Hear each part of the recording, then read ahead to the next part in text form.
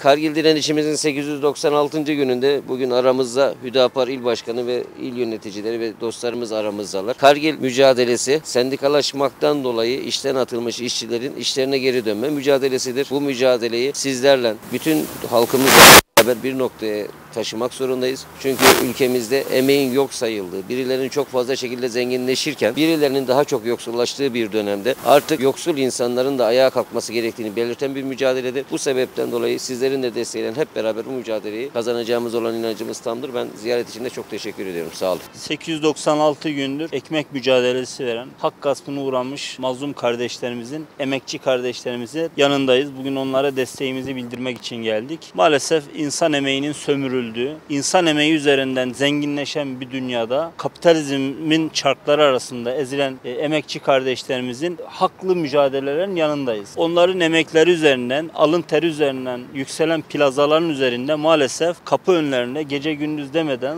soğuk sıcak demeden, yaz kış demeden, çocuklarının yanlarına gidemeden, evlerinden uzak bir şekilde de bu kapı önlerinde emek mücadeleleri vermek zorunda bırakılmaları içimizi acıttı. Onların hayat hikayelerini dinlediğimiz zaman. O yüzden onların hayat hikayeleri hakikaten saf, temiz bir ekmek mücadelesi. Biz bu ekmek mücadelelerin yanında olmaya devam edeceğiz. Zaten Suat Bey'e de arkadaşlara da bunu ifade ettik. Gerekirse hukukçu arkadaşlarımızla beraber, hukukçu bu noktada hukuki anlamda da ne gerekiyorsa desteğe hazır olduğumuzu ifade ettik. Anayasal haklarını kullanıp sendikalaşmak için mücadele eden kardeşlerimizin kapı önüne konulmaları hakikaten ahlaki değil, insani değil ve mahkemeyi kazanmalarına rağmen hak iade edilmesi gerektiği noktasında mahkemenin almış olduğu bir karar olmasına rağmen maalesef hak gaspı devam ediyor. Biz emekçi kardeşlerimizin yanındayız. Yanlarında olmaya da devam edeceğiz. Bu haklı mücadelelerini destekliyoruz. Ben teşekkür ediyorum.